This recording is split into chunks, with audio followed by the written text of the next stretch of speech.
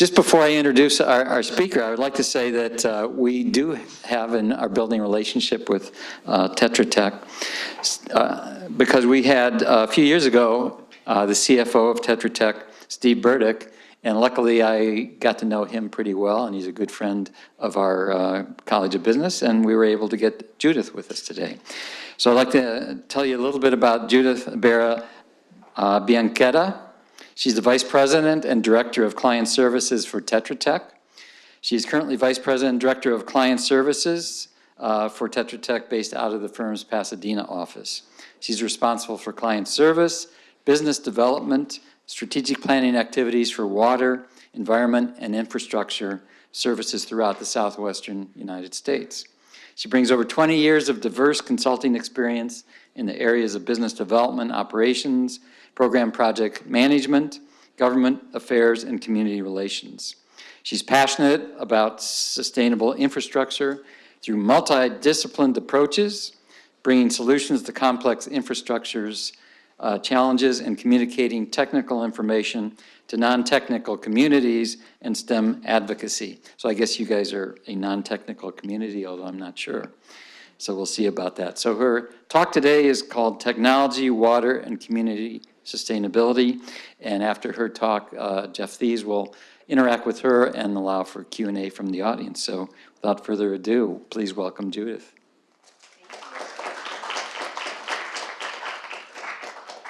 So I'm going to stand over here so I can see my slides and grab this water. I want to thank you all. Thank you all, first of all, for the opportunity to come and talk to you about something that I'm very passionate about. This is my first time on campus, and I have to tell you, about 2 weeks ago, I was having a conversation with a colleague of mine, and we were talking about an interest in going to get our master's in business administration. I've been working for 20 years. Hard for me to even think about it right now, but the reality is when I started in engineering, I didn't really hardly take any business courses, business management courses. It was all technical, math, science courses. And I found over the years that I've been working, I actually do a lot of business management. And so as we were having this conversation, she mentioned, yeah, I'm looking at the business management course over at Loyola Marymount University. And I said, really, what's the interest that you have? And she said, well, they really tie their curriculum to purpose. And so when she told me that, I said, that's really great, because when you've been working for as long as we have, there has to be more to what you're doing. There has to be more to what you're doing day in and day out. And so when she told me that, of course, I researched more about the university, and I found that to be something that's really admirable about what you all are doing here. So that was my introduction to your university. So what I thought I'd do is talk to you about what I do, and I'm going to talk to you about how that ties back into my purpose and actually my passion as well. So that's my goal for this presentation here today. But before I do that, I'd like to tell you a little bit about who I am. So this is a picture at the top of my husband and myself, and we have twin boys. They're 14 years old. They go to school in Arcadia, so I'm an Arcadia resident. Is somebody clapping? Okay, great. Go Arcadia. I'm from a really small town in South Texas called Laredo. Anybody heard of Laredo? Oh, you did? Awesome. We'll have to talk about that afterwards. But Laredo is a border town. It's a border town with Mexico. This is a picture of all of my family. All of them reside in Laredo. I have 2 sisters. They're married. They have children. All of these people are in Laredo. I'm the only one that has left and got away from home. Growing up in a border town, you really don't have a lot of careers that are exposed to you. So when I got to about 7th and 8th grade, I really found that I had an affinity for math. I loved math. I loved especially algebra and geometry. And so I was getting, of course, to high school and talking to my mom, and everyone's asking, of course, what do you want to do with the rest of your life? What career do you want to go into? And my mom told me, why don't you be an engineer? And I said, well, what is that? I had no idea what engineers did. And she said, well, they make good money. And that was basically her explanation. And she wanted, of course, for me to have a good career and make good money. So what she did is she put me in these summer programs that universities had where they take, students, and I'm sure you guys have programs like that. You take students in, they learn about curriculum. They have speakers come in and talk about what it is that they do with their career. And so at one of these events, there was a speaker that came in, and I was asked him, what do engineers do? And then he said, engineers improve civilization for the betterment of mankind. And when I heard that, I said, that's what I want to do. So as I got to become a senior and figuring out where I wanted to go to school and what area of engineering I wanted to go into, I started out in chemical engineering. I don't know if you all are familiar with the program, but chemical has prostheses, so biomedical engineering is what it's called. That's what I was interested in. But when I went to my university, which is the University of Texas at Austin, so I'm a Longhorn. I don't know if you all are enemies or if you know about UT at Austin, but I am a Longhorn. And freshman year at the university, they make you take all the kind of courses in different engineering fields.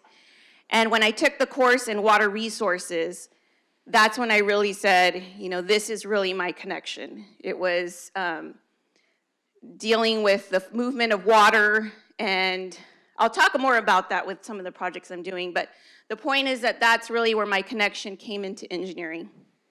So as we talk about passion and purpose, that's really how I ended up in engineering. I mean, it wasn't really like, this is what I was destined to do. Of course, now it's different, and I'll explain what it means to me now. But at the time, it was just, I had an affinity for analytical thinking. I really liked math. I really liked getting to a number as a solution. I really liked water. And then I had that definition in my mind about engineers improving communities and improving civilization. So that's really what drove me to become an engineer. And so I found this really great quote that says, purpose is the reason for your journey. Passion is the fire that lights the way. And so I feel like passion is one of those things that we also need to think about when we think about our careers, because sometimes the lights get dim and sometimes things get hard. And so if you don't have that passion connected to what you do, it's really going to be hard for you to get going, because a lot of these things, we do these things daily, and we have to have something bigger of what we're doing, what we're putting our time and energy into. And so I feel like passion is really that connecting point. So when I talk to you about what I do, and thinking again about passion and purpose, this is what I describe what I do. So I use my technical expertise to improve communities, and I fundamentally believe this to be what I do daily.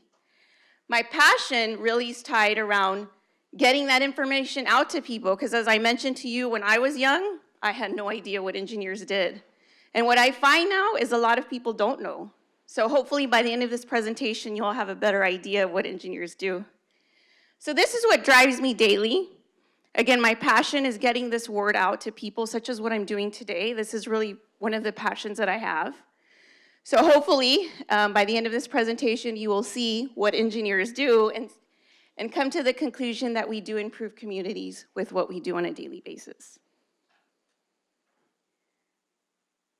So after I graduated from college, this is kind of my career trajectory. I was just going to share that with you because there's some skill sets that I didn't learn, of course, when I was studying at college, like you guys, that I feel are very fundamental, and hopefully you guys are getting exposure to this now. But when I started as a project engineer, which is pretty common.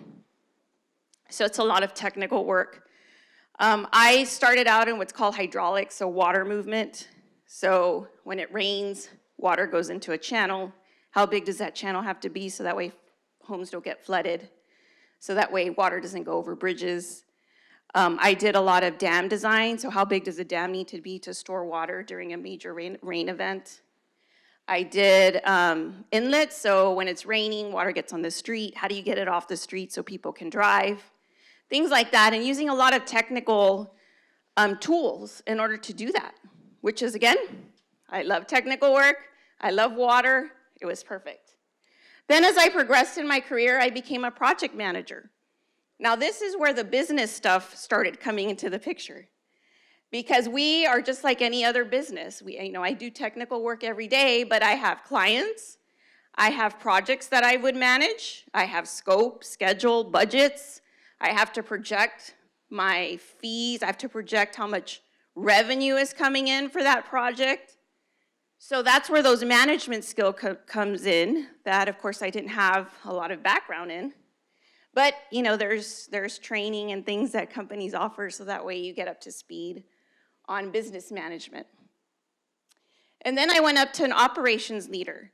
So this is, again, a lot of financial stuff in this role. I'm not hardly doing any technical stuff anymore. I'm managing projects. I'm looking at budgets. I'm looking at financials. I'm looking at invoices.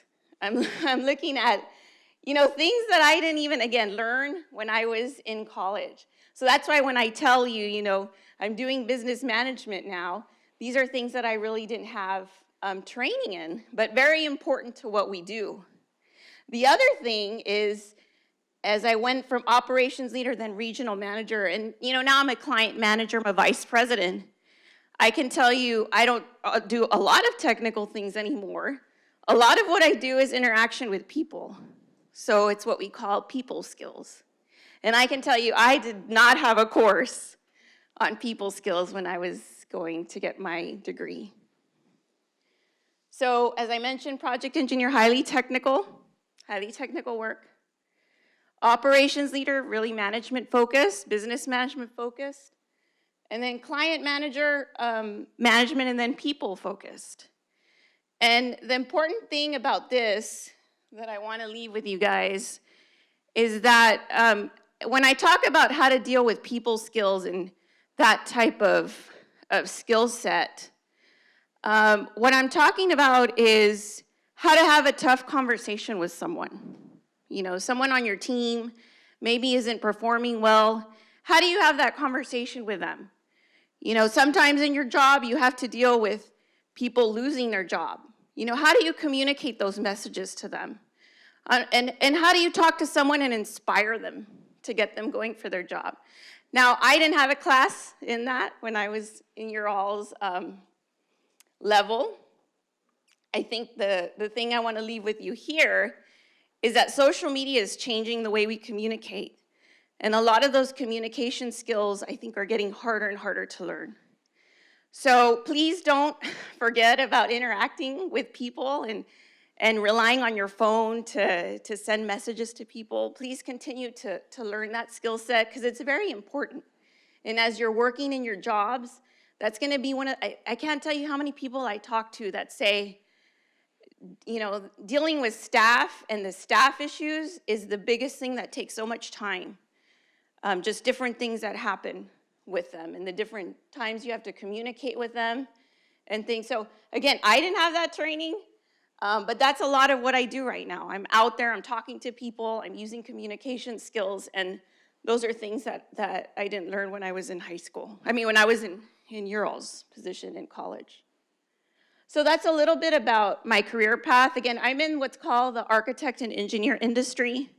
So we've got a lot of companies that hire engineers and architects and do this kind of work that I'm going to talk to you about in a little bit.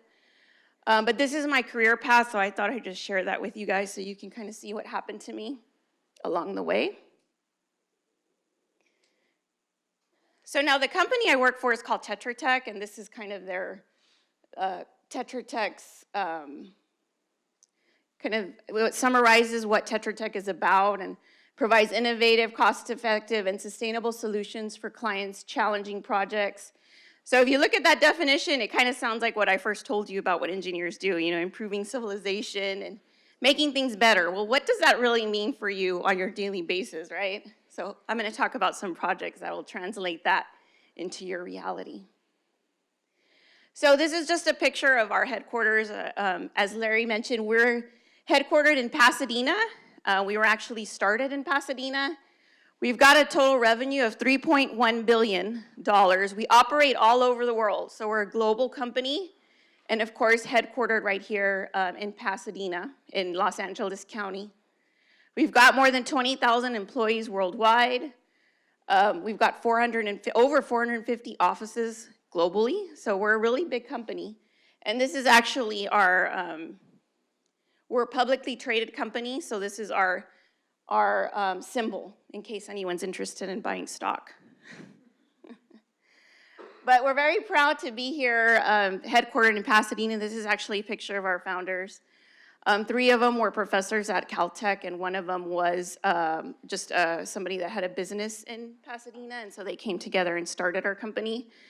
And this is the 4 areas where they started, which was coastal engineering, research and development, geophysics, and systems analysis. So that's how we started. This is just a snapshot of all the stuff we do. I'm not going to go into all these things. I'm going to be focusing on water. But we do everything from air quality, we do airports, we do dams, reservoirs, we do energy. Renewable energy is a big thing right now. We do international development, buildings, transportation, so you name it. And of course, today I'm focusing on the water aspect of what we do, which is actually where our company started. And of course, we're talking about sustainability today. So I'm just curious, anyone want to give me their definition of what sustainability means to them? Anybody? Okay, go ahead.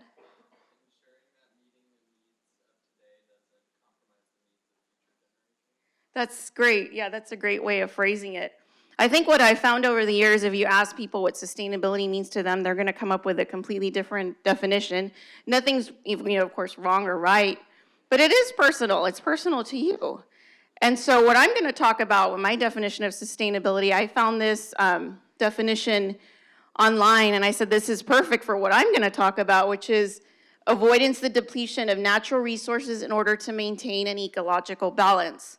So this is the world that I live in as an engineer and as a scientist and as a technology professional. And water is one of those natural resources.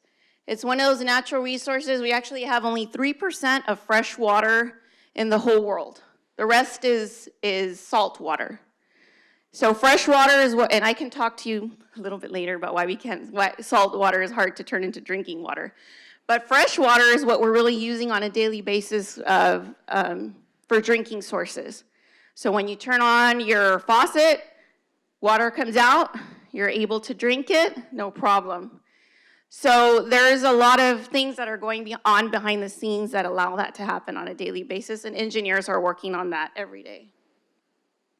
So when we talk about the depletion of natural resources, I'm going to be focusing on water, but this can go into wind, it can go into natural sources that we use to create energy.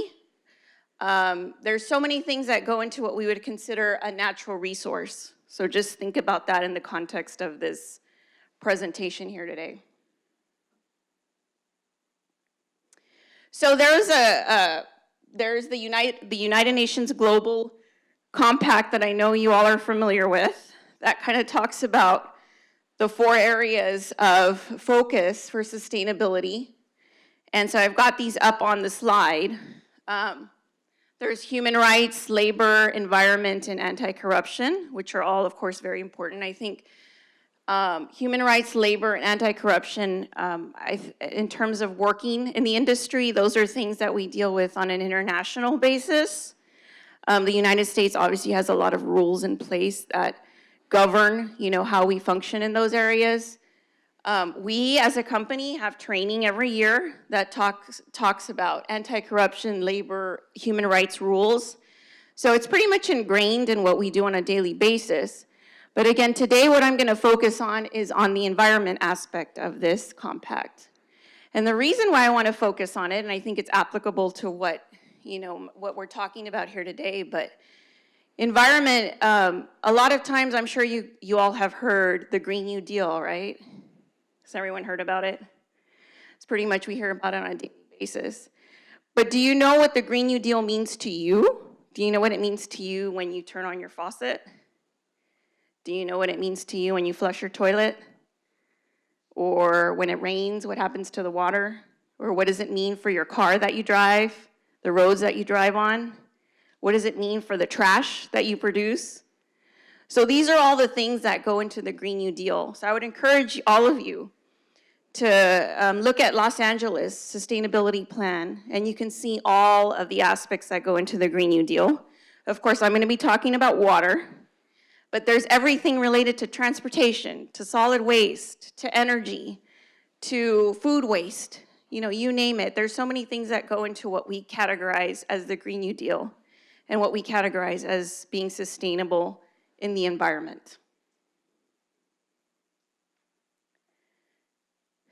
So again, I'm going to focus on water, and I'm going to talk about different things that we're doing in the water industry to be sustainable, to use technology, to promote our communities, and again, tying this back to what the Green New Deal means. Okay, this is the reality. I'm going to try and bring that policy down to your everyday life. So wastewater. So when you flush your toilet and your dirty water goes somewhere, right? It goes somewhere. I don't know if y'all have thought of where it goes, but it goes to a treatment plant. That treatment plant uses various technology processes to clean that water, and then it releases the water into a source. So sometimes it's released into the ocean, it's released into a river, it goes somewhere. And there's certain rules and regulations, pollutants levels that have to be met in order for it to be released, so that way the natural ecological system isn't disturbed. We're not, impacting marine life. There's so many environmental regulations that we have to meet in order to release that wastewater into a natural river stream. Well, what's happening now is that we need to turn that wastewater into drinking water. So typically what has happened is that water is released, and then when we think about our drinking water, which is the potable water, which is the water that comes out of your faucet that you can drink, that you won't get deathly ill from, that water has to come from a different source, or it has come from a different source for many, many years. It can't come from the exit point of the wastewater treatment plant. It's got to come through a groundwater basin, through a channel. They can't mix. So now what's happening is we're looking at mixing them, okay? So we're looking at taking that wastewater, putting it in a groundwater basin, and then having that water in the groundwater basin come into now our drinking water supply. So that's what's happening now, and that's what we call in the industry, it's called water recycling. So this has had some bad publicity in the past, because it's all perception. Because you think it's coming out of a wastewater treatment plant, and you think, I'm not going to drink that water. But the reality is it's safe to drink. It's just completely perception that you can't drink it. But the problem is that Southern California gets our water from the northern area of California. And so we have a tremendous amount of infrastructure projects that are pulling that water down to Southern California. So in an effort for us to be more sustainable, to use the water to reuse the water that we use on a daily basis, this is a technology that's coming into place now. So when you hear full wastewater recycling by a certain date, this is what they're talking about, turning our wastewater into drinking water. Stormwater. So when it rains, typically water will fall on a street, or it'll fall somewhere. And what happens when it falls on a street? There's so much oil, grease, dirt, pollutants that are in that space, in that concrete space, that all that water just goes into a river or wherever it's draining. So it's carrying all those pollutants with it. So again, we have the Clean Water Act that regulates how many pollutants we can have in a river stream in order to maintain ecological balance. So part of those regulations define which kind of pollutants we can have in there and what's the level. The problem we have in Los Angeles right now is a lot of the rivers are exceeding those pollutant levels. So we've got too many pollutants that are going into our river stream. It's called TMDLs, is the technical term. So what we have to do and we also have, we want to reduce our demand of drinking water from the northern area of California, again, to be more sustainable. So for stormwater, what we're looking at is filtration of stormwater, capturing of it, storing it, using it for non-potable sources, and then having it infiltrate into groundwater basins. And I'm gonna have a project here that I'll show you kind of what we're doing in that space, but again, reducing the demand on potable water. So what does that mean? We can use some of this water to irrigate the grass, use it for nothing drinking water. That's what I mean by non-potable water. So we can use that water for that. When I say recharge groundwater basins, so we capture that water, we store it, and then it'll infiltrate into the ground, and then again, get into those groundwater basins that we use as a drinking water source. So that's another thing we do. And then sometimes we'll capture that water, we'll filter it, we'll treat it, and then we'll release it back into the river system, and so it's got less pollutants than when it was first traveling down the river. So that's something that we're doing in the stormwater space. Water supply, of course, I talked about wastewater recycling is a big thing, so I'm gonna skip over that one. And groundwater, of course, we have so many groundwater basins in the area, I forgot the total capacity if we added them all up. But using those as a drinking water storage for us is a big deal. And so again, getting that wastewater, storing it, stormwater, storing it in the groundwater basins, and eventually getting it back into our drinking water system is something that's right in line with sustainability in water. And then coastal engineering right now, everyone's heard about climate change, so we have seawater that's rising. So we have different things that we're looking at. Creating seawall barriers is a big thing where we're blocking the water from getting onto land. We're also improving our technical models that are simulating what seawater rise is doing to our communities and how to plan and prepare for that. So that's something that we're doing in coastal engineering. Does that make sense to everybody? Okay. So now here are some projects. So this is Boulevard Park Stormwater Capture Project. This is in City of Lakewood. So these are what are called interlocking cells. This is actually underneath a park. So there's a park up top. What this is doing is taking storm water and storing it in all these cells right here. So when I was mentioning earlier that we take that water, we store it, there's three things that are happening with this park. The water being stored in here, this is of course when it rains really hard, and we get a lot of rain coming into the system. So some of that water will percolate into the ground and go into the groundwater basin. And I mentioned how groundwater basins provide a drinking water supply, so that's one way we're being sustainable. Second thing is the water. Some of the water that's being stored here is gonna be treated on site, and it's gonna be used to irrigate the grass that's used for that park. And then the third thing that we're doing on this project is we're taking that water, the first flush that's got all the pollutants, the oil, the pollutants, the trash, all of it.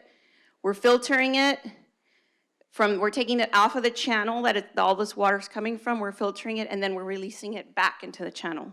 So the water now is cleaner than when it was first coming down the channel. So this is what we call stormwater capture.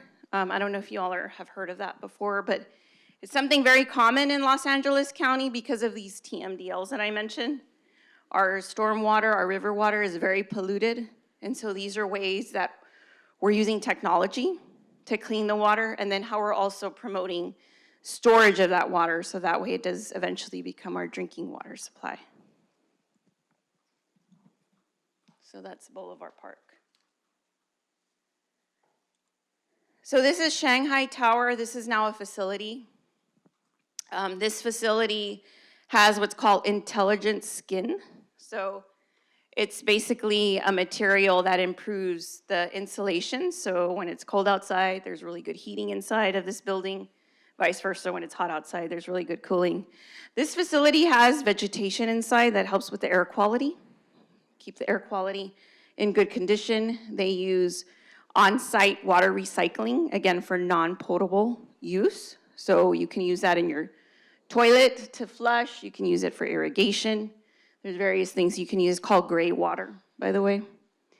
This facility also has rain barrels on the side, so when it rains, they can capture water outside and again, use that for landscape irrigation. There's of course a lot of energy features that help reduce the carbon emissions from the building. So Very common, I mean, these are things that we're doing in LA as well, but I wanted to show this project just so you can see what we're doing on the facility side to be sustainable. The idea is to reduce that carbon footprint and to reduce the demand on energy, reduce the demand on water, all these things that we talked about for the natural resources, right? The complete definition to me, at least for sustainability. So this is another project. This is the Albert Robles Center for Water Recycling and Environmental Learning. This is one of those projects where we're taking wastewater and we're treating it on site, and then we're injecting it into a groundwater basin. So this is water recycling. This project's actually in Pico Rivera, and this is just a rendering of the facility. There's actually a learning facility on site where people can go and actually see the process, see what's going on, and then learn more about it. So this is a great project that truly shows what's going on with water recycling in the area. This is something that if you haven't heard about yet, you're gonna hear about it, because this is what's going on with a lot of the wastewater treatment plants, is they're trying to figure out a way to treat their water and to recapture it and get it back into their drinking water system. So this is another one of our projects, the Los Angeles River Revitalization. This project, if y'all are familiar with the LA River, this is what it looks like. It's a channel. Of course, you know, it carries water, it keeps water away from flooding houses, you know, which is what it was intended to do, but there's so many things that could be done with that space that can, again, promote community and promote cleaning the stormwater, doing what we call a multi-benefit type of project. And so this is a rendering of that same space of what's being planned to do for the LA River. So again, a place to promote community, coming out, spending time with your family, lots of vegetation, which is so important when we talk about filtering stormwater, taking out those pollutants. Vegetation is the best way to do that. So, so this is a great project, and it's being planned for all along the LA River. We're very proud to be part of that project. This is a project, so we do a lot of international development work for the United States Agency for International Development. This is a project we did in Africa, and this is basically setting up their water supply. So using our technical expertise to get drinking water to this community. Something you think of, very basic service that I think we take for granted in our homes, but there's a lot of places that don't have access to drinking water. So we came in and we set it up for them, and we also help them set up their structure, because not only do we want to help them build and get the resource to them, but we also want to help them maintain it, operate it. So there's a lot of things that go into setting up a project like this, but we're very proud to be part of this project and help setting it up for Africa.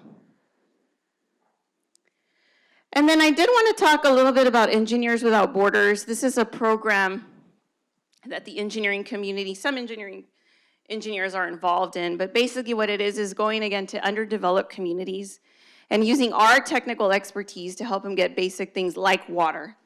So one of the projects that we supported with Tetra Tech was actually for a community in Guatemala called Las Majadas. So there's 500 homes. They're only able to get water once a week because of the demand on the water supply. That water is not clean. It's not good for drinking, but they use it anyway. They get very sick by it. So what we did is we provided a financial contribution to the building of their water supply system and help build it. And so again, very important that whenever we do these types of projects, that it's not just us going in and building and then leaving. It's very important for us to get the community involved and to understand what we're doing, so that way they can operate it and maintain it after we leave and know how to use it, how to function with this, with these services moving forward. So it's very important that the community is engaged when we do these types of projects. And then we talked about STEM advocacy. So one of the challenges we have right now is, again, a lot of people don't know what engineers do, scientists, technologists, engineers, and mathematicians. So we have a shortage of STEM professionals. So one of the things that we've done at our company is we've actually gone out to different events and we promote STEM. And so this is an activity we did to kind of simulate groundwater recharge and what happens when it rains and how the pollutants kind of get into the ground and go into our basin. And so we promoted that to the children that were there. And so they got to understand that there's groundwater basins. We need to not leave trash on the ground, where that trash ends up.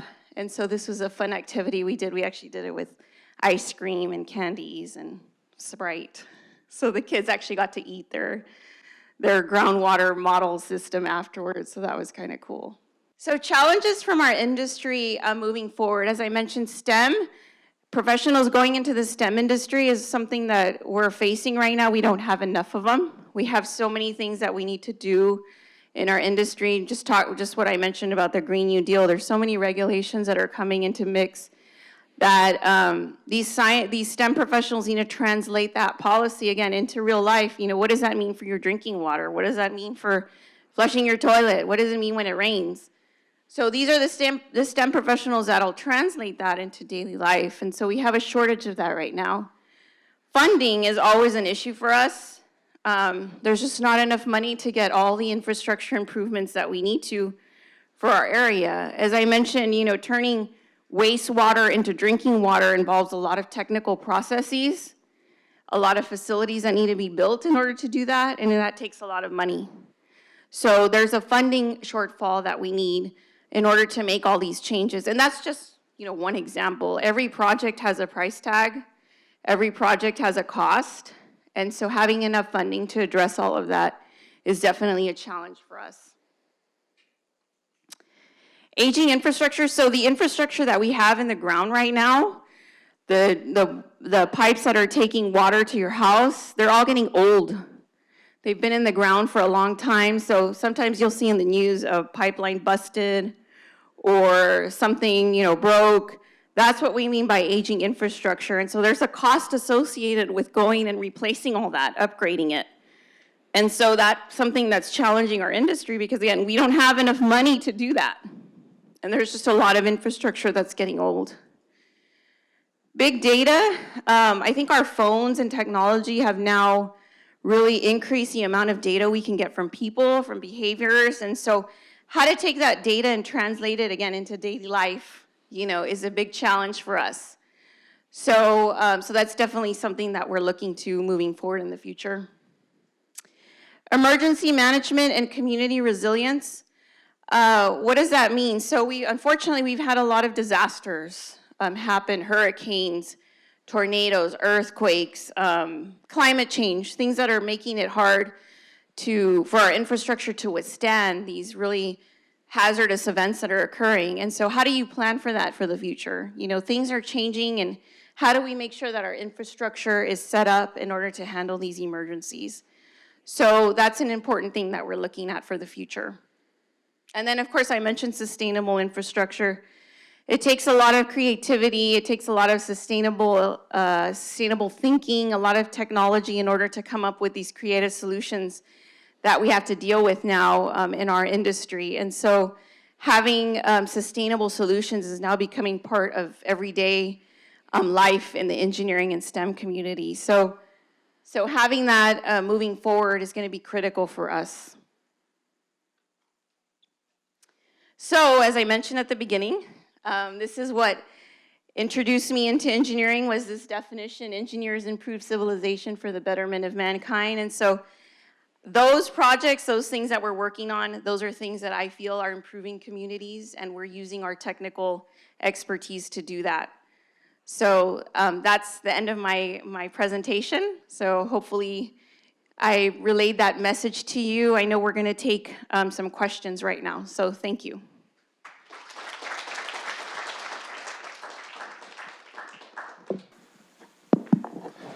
Well, Judith, thank you so much for that overview, and beginning with passion and purpose, and really appreciate that and the way in which that's translated both to your career and also to the work that your company does. And so wonder if we can unpack a little bit of what you shared about your company work and then maybe circle back to the passion and purpose piece. First question I ask, could you give just an overview of who Tetra Tech's traditional customers are? It looks like these are large projects and those kinds of things. Yeah, so we have different sort of sectors of customers. So the federal government and all the agencies that are associated with the federal government are some of our clients. We have local, what we call local and municipal government, which is one of our clients. So City of Los Angeles, Bexar County, at least, you know, in this area. Of course, if you look across the United States, you're going to have multiple agencies that serve in that capacity. But so we have the federal government, we have US local, we have commercial clients. So those are maybe more privatized clients. So for example, like Exxon, Mobil, those types of agencies that'll use us for services as well. I think those are the major kind of different sectors of agencies, yeah. So they either fall into one of those three categories. And one of the things that your presentation really focused on is this critical area of basic infrastructure redesign. A few years ago during the drought, they said of California, if I got this right, that our systems were designed to get water off of the plain and into the ocean as quickly as possible. But in an environment where every drop counts, we have to count every drop. So I wonder if this area of broad infrastructure redesign, is that something that has been accelerating in the industry as you've experienced it? And do you see that happening in other sectors in addition to the water sector? Yeah, I definitely see an acceleration in that industry, actually across the United States. That's just something that is now becoming commonplace to our industry is, you know, of course, not getting the water back into the system and not just releasing it typically how we've done in the past. So yeah, so that's definitely, I would say, an acceleration of that. In terms of other industries, it's hard to compare them because we're so different in water. You know, transportation's got a completely different issue in terms of being sustainable with their facilities. I think, you know, transportation's got the greenhouse gases from the cars. That's a big factor in what's driving what they're doing. And so, so they've got, you know, electric vehicles, they've got people getting out of cars and using pedestrian facilities, bicycle facilities, people basically getting out of their cars and doing facilities around that. So, and using recyclable materials and highways, you know, is another thing that they're doing.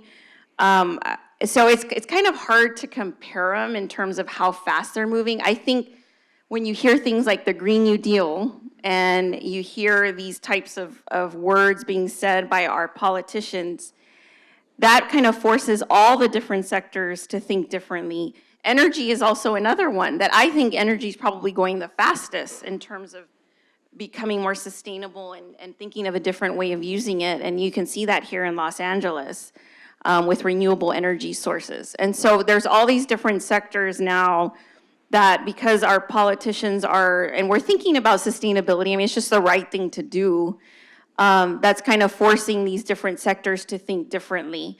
And so in terms of comparing them as far as which one's going faster, it's kind of hard to do that because we're all so different, but I think we're all moving at a fast pace because it really is the right thing to do for our community, for our world. But it's also, you know, we really don't have any choice with everything that's going on in the climate, everything that's going on with our population. So I don't know if that answers your question. It does. Let me open it up to the students if you have any questions, and then I've got a couple more too, but don't want to control this. Any questions for Judith? Yes, please. Who pays for the work you do in Africa and South America? So the question, I just need for the video. So the question was, who pays for the work that's done in Africa and in South America, Central America? So the United States does. Yeah, it's part of our international development funds. And so there's different agencies, there's different communities that we work with through the US government that are defined and said, we need to go to this community, we need to help them set up their infrastructure, set up even the way they run their governments, just give them some structure to it so that way they can get going. So That program is through what's called the United States Agency for International Development, and they are our client. And so as you mentioned at the beginning, who are the people we do work for? So that's the United States government that funds that. What are some of the biggest challenges when working on LA River revitalization? What are some of the biggest challenges when working on LA River revitalization? Yeah. So there's a lot of challenges, but what I would say the biggest challenge is trying to come up with a solution for the communities that it surrounds that's a win-win. And this is actually something that I think is applicable to all the projects that I mentioned up here. Communities and how they perceive these projects, how it impacts their daily lives, how they can access those facilities. And so for the Los Angeles River, it's no different. There's so many communities that surround the LA River that have their own vision of what they want it to look like, what they want to use it for. And so coming to a consensus as far as what it's going to look like is the hardest thing to do. And so getting back to, I think when we had our initial conversation, we talked about artificial intelligence and, all this technology that's coming on board. And I was thinking about that more. And so I really appreciate your question because, again, talking to people and listening to what their issues are and factoring that into your solution, into these projects, is one of the hardest things to do. So, and there's no computer, there's no program that you're gonna write that's gonna help you other than sitting down and talking to someone and listening to them. So what we do with a lot of these projects is we actually have community involvement programmed into them. So before we start a project, sometimes we'll go out and talk to the community and say, we're planning this project, we'd like to hear your thoughts about it. What are your ideas about it? And we'll start that process before we even get to the drawing board and putting anything on our paper because, again, the community and the community buy-in is so critical for these projects.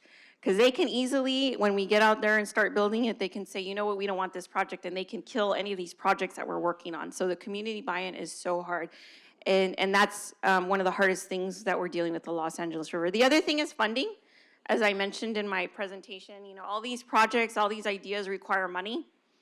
And so there's a lot of projects out there. There's a lot of great projects that are being planned for the area. And so it's which ones are they going to fund, right? They don't have enough money. They have to make priorities. Which one is more important? Which one does better for the community? So that's definitely another issue that we have on the LA River is I think funding and then community buy-in and just getting a consensus on how to move forward with it. So.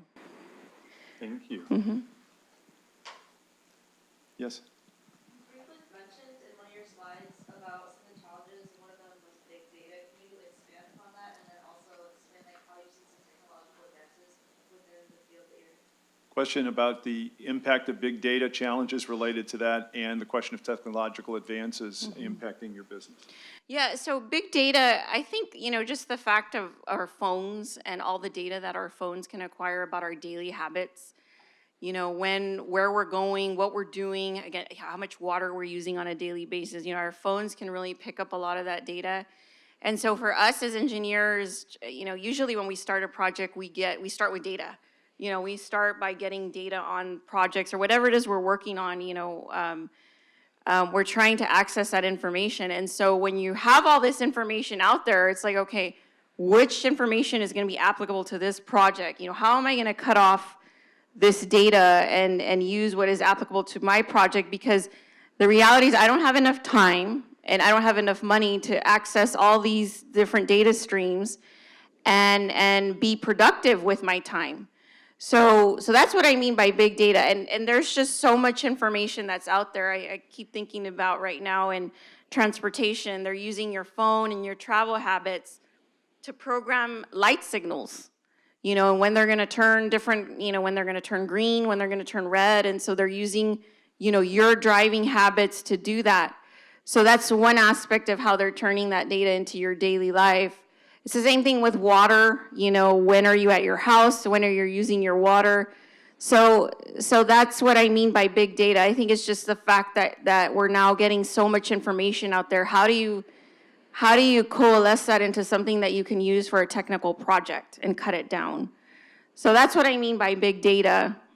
In terms of using technology moving forward, we talked about computers now taking on a lot of some, man-made responsibilities, which is a challenge, for us, because a lot of people have jobs, they have responsibilities, and now technology is gonna come in and potentially remove them from their jobs. So that's definitely a challenge, but we do have advances in that space that's gonna affect our industry moving forward. We see that happening with cars right now. You have driverless technology that is now moving into play. So it's just going to change the way we do things in the future. And so I can't stress enough, if you're not into technology, if you're not into computer programming, or somebody that's looking to get into a good career, I think that's definitely an area that we definitely need because of all these advances now that we have in data. And human behavior and how we can use that moving forward. So maybe this would be an appropriate time for you guys as seniors and juniors to think about our master's degree in business analytics. But in any event, just moving on to another question. Larry, did you have one? I'm sorry. Yes, I had a question. So Yes. I think at least traditionally we've thought of the U.S. as having safe drinking water, and safe drinking water was a problem other places. So we saw Flint, Michigan, which is primarily infrastructure and funding problem, but now I've read about PFAS, and I have no clue exactly what that is, but I just wondered if you could comment on where you think we are in the U.S. and where are some problems and how we're going to deal with them.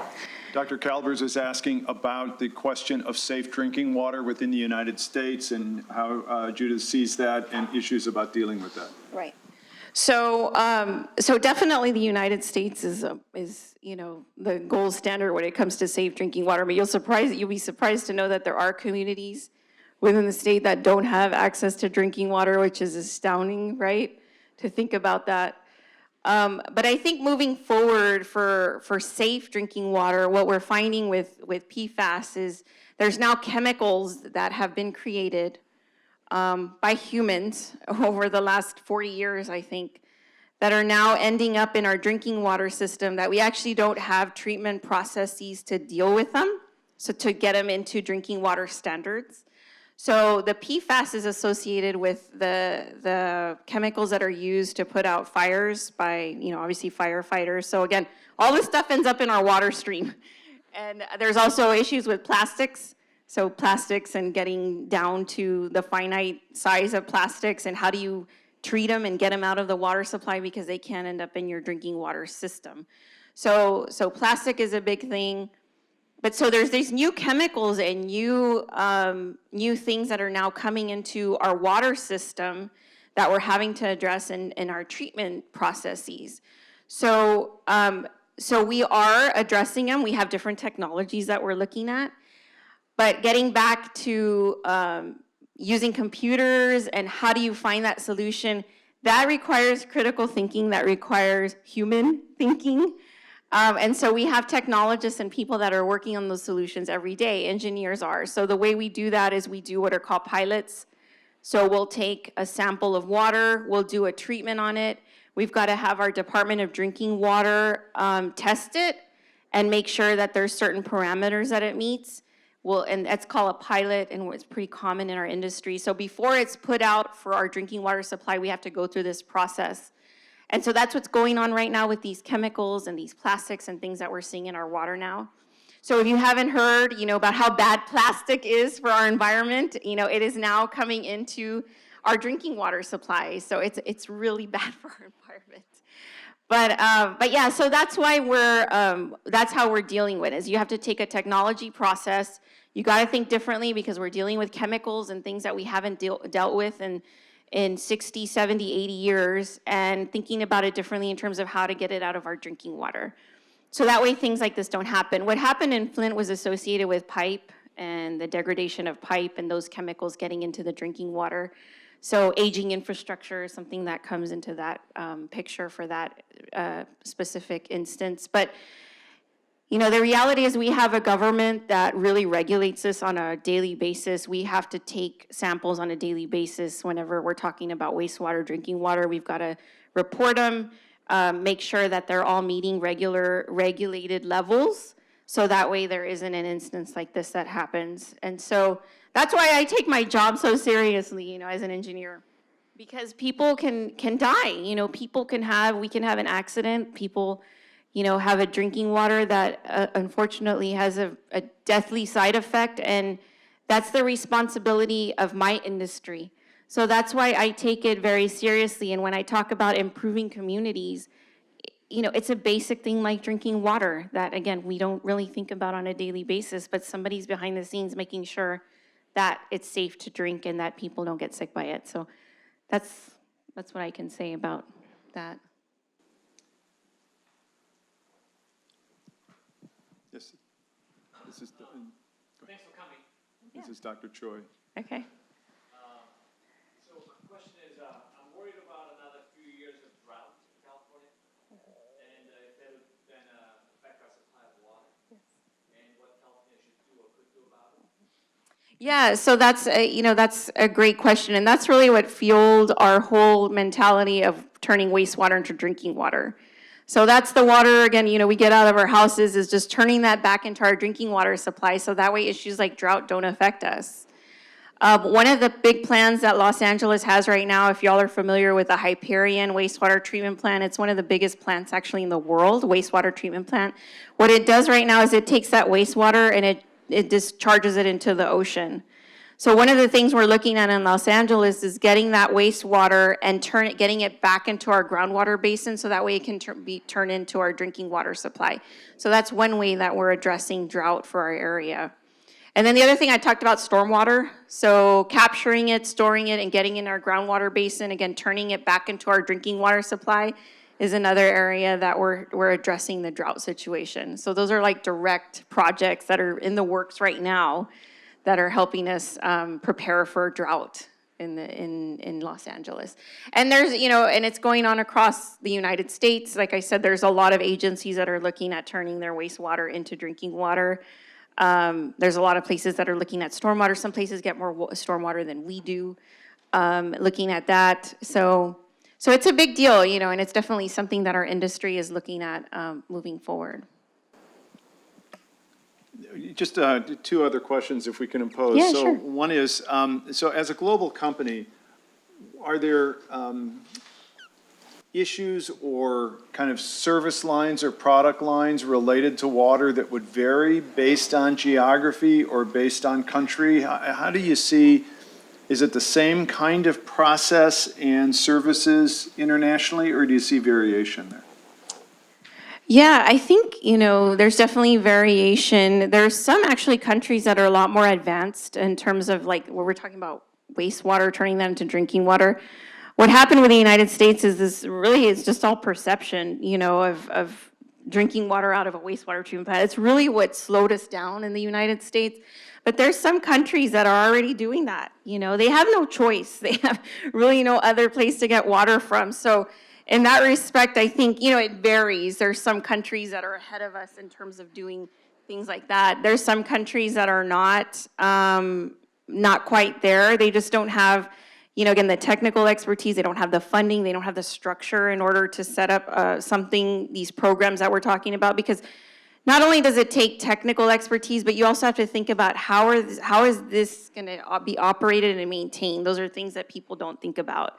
And all that's associated with costs, you know, again, people having expertise that know how to run these and what happens if things break down. So having that expertise is also a challenge when you're looking at going into an area where you need to establish some sort of, you know, water supply or how, you know, that's going to work other places. So I think I think it varies. It just depends on where you're going. It's hard to just say it's, you know, in this area, it's all about, you know, this sort of technical area. And even in the United States, it varies. You know, we talked about stormwater. There's different areas, you know. There's certain places that get a lot of stormwater. You know, it rains there all the time.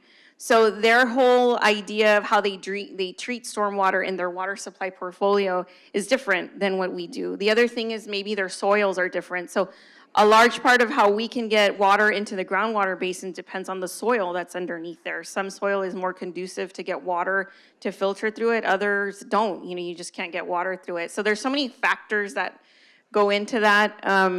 Some places are already doing, in the United States, already doing, this process where they're releasing wastewater into a groundwater basin and then pulling it out on a drinking base, for a drinking water supply. So it just depends. I think it depends where you're at. It's hard to say that, there's one sort of area that's going in one direction. I think the one direction that everyone's going in is like sustainable. How are we going to make sure that we're able to use the water that we have, so that way we don't have to exceed the demand that we have of resources that we have available to use. So that's definitely the one direction I think everyone's going in the world, is just to be more sustainable with what we have. And just one final question. You're describing what I'm assuming is a long and complex selling process, and I'm just wondering, from kind of the original, this kind of sale to project completion, how long and complex is that process? Oh, it's really long. It's really long. So you're talking about when we're first contracted for a job and how, yeah. So, and I'm sure you all in business management, this is definitely along the lines of what you learn in your classes, but of course, it depends on who you're dealing with in terms of a client. So the government has a lot of rules and procedures in terms of how they release contracts. There's a very structured way about it. You have to compete, with other firms. And so that whole process of just competing for a contract can take 6 months to a year, believe it or not. So you submit on them and you say, we want to do this work. And so there's a whole evaluation process that needs to occur. Sometimes it can happen quicker. Sometimes it's, again, it could take 6 months to a year to go through that process. So then it's say in a year from the time they say, we want you to work on this project, submit a bid. Then a year later, say you win it, then you have to go through your negotiation process on that contract to finally start working on it. So that process can also take 6 months to a year. It just depends. Unfortunately, with the government, it does take longer as opposed to a private client, like I mentioned before, someone that doesn't have necessarily so many rules to deal with. You can get a contract from when they give you the initial go for a project to when you actually start working on it. That time frame's definitely a lot smaller. I mean, we can get going like in a month or 2 months on some projects. But typically when we're dealing with the federal government, we're dealing with local municipal governments, it could take years from when you actually submit your bid to the time when you actually start working on it. So unfortunately, I can't give you, a blanket. It's 6 months, it's a year. It just varies. Again, the larger the project, the larger it's going to take that whole process to get to a contract. But that's just part of doing business. So that's what we have to deal with in the industry. Thank you so much for sharing right. that. I just wanted students to have a sense of that scope. Thank you so much. Yes, so thanks again, Judith, and also to Jeff. And I want to be mindful of our time, but if you do have a little bit more time, I'm sure Judith and Jeff would be up here to talk with you. So thanks again.